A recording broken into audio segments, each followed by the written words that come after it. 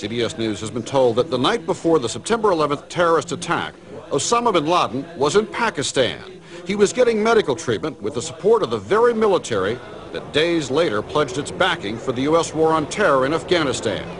Pakistan intelligence sources tell CBS News that bin Laden was spirited into this military hospital in Rawalpindi for kidney dialysis treatment. On that night, says this medical worker who wanted her identity protected, they moved out all the regular staff in the urology department and sent in a secret team to replace them. She says it was treatment for a very special person. The special team was obviously up to no good. The military had him surrounded, says this hospital employee who also wanted his identity masked. And I saw the mysterious patient helped out of a car. Since that time, he says, I have seen many pictures of the man. He is the man we know as Osama bin Laden. I also heard two Army officers talking to each other. They were saying that Osama bin Laden had to be watched carefully.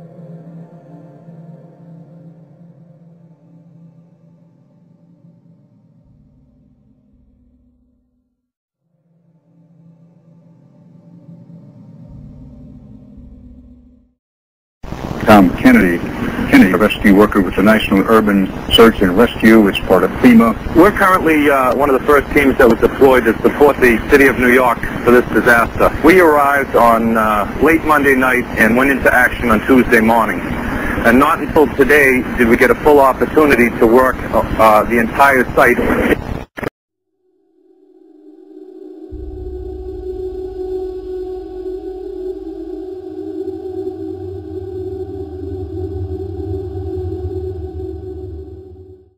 Did you go immediately to the Office of Emergency Management? I went down to the scene and we set up headquarters at 75 Barclay Street, which was right there with the police commissioner, the fire commissioner, the head of emergency management. And we were operating out of there when we were told that the World Trade Center was going to collapse.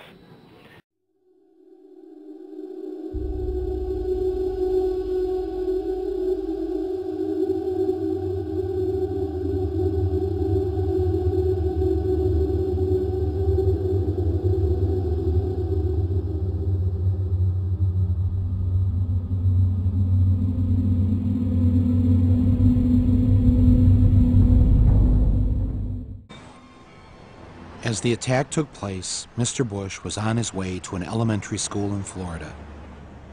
When informed of the first plane hitting the World Trade Center, where terrorists had struck just 8 years prior, Mr. Bush decided to go ahead with his photo opportunity. Morning, boys and girls. Good morning. Good morning. Read this word the fast way. Get ready. Man. Yes, man. Get ready. Man. Yeah. Okay, get ready to read the words on this page without making a mistake. When the second plane hit the tower, his chief of staff entered the classroom and told Mr. Bush, the nation is under attack.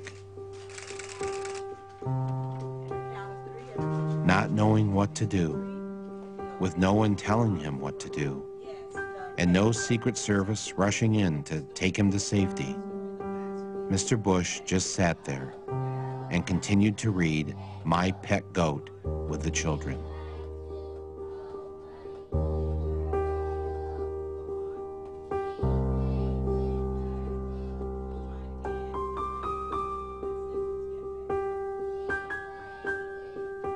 Nearly 7 minutes passed with nobody doing anything.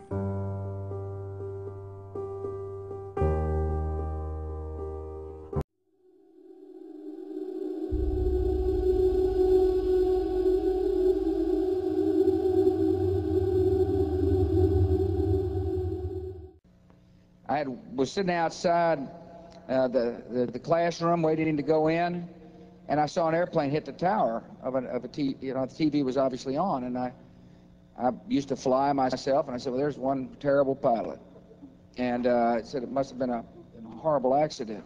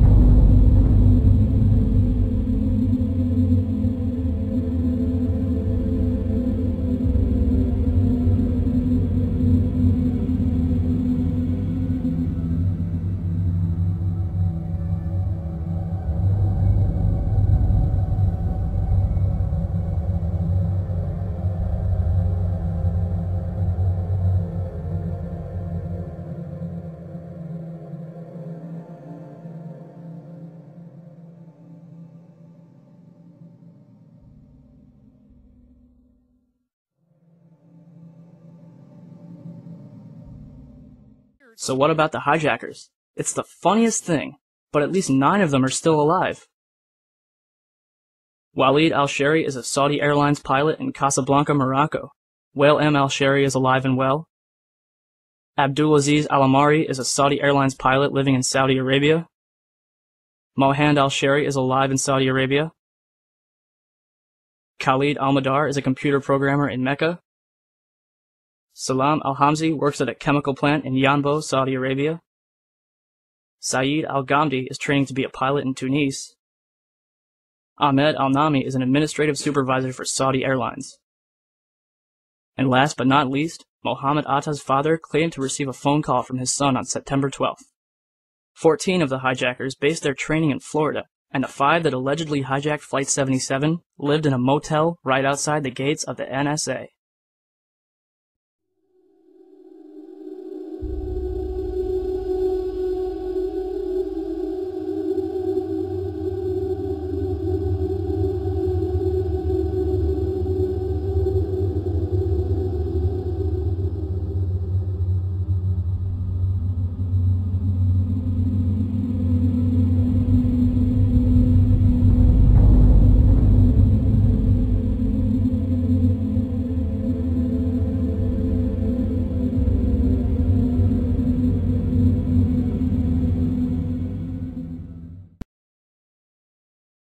We pressed early on for a full-scale investigation, and of course one of the issues was while we were doing that, the evidence from the buildings was being destroyed as we were talking about it, and we were advocating early on back then that the process of removing the steel, certainly that wasn't an issue of getting it off the site, but once it was off the site, because this is of course part of a rescue and recovery operation, once it was off the site there was no real need for speed basically to get this steel cut up into small pieces and shipped overseas for scrap. The structural steel that would have been key to figuring out what happened to these buildings, what happened to that?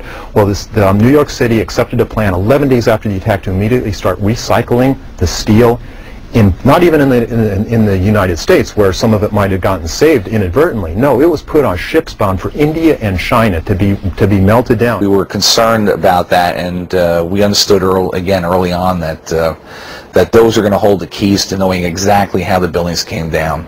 And unfortunately, we were not successful in getting the elected officials and the powers that be to do that. When it was all said and done, we only had relatively a very, very small portion of the steel from those buildings. There's about 250 pieces of structural steel that we know of saved for analysis, but out of some 200,000 tons. There are certain things that really kind of go, yeah, is that true? And like the calling away the evidence was definitely one of them, especially by a prosecutor like Rudolph Giuliani.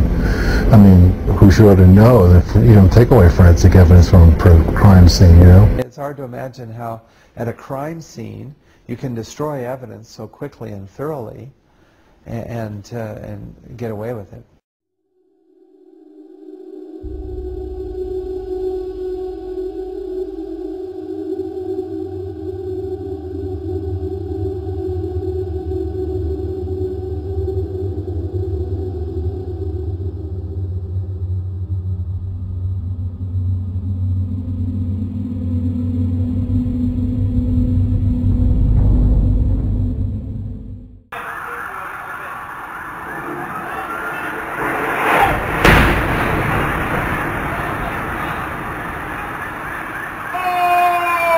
the other building. That's terrorists. Other building? That's terrorists, bro.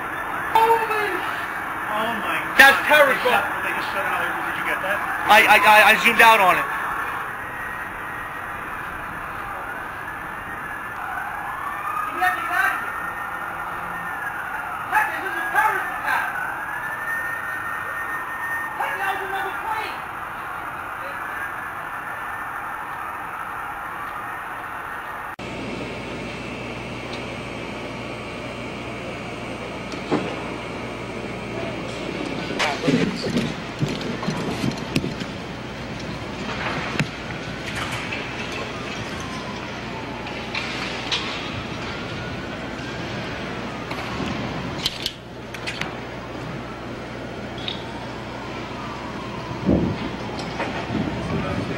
Go, let's go.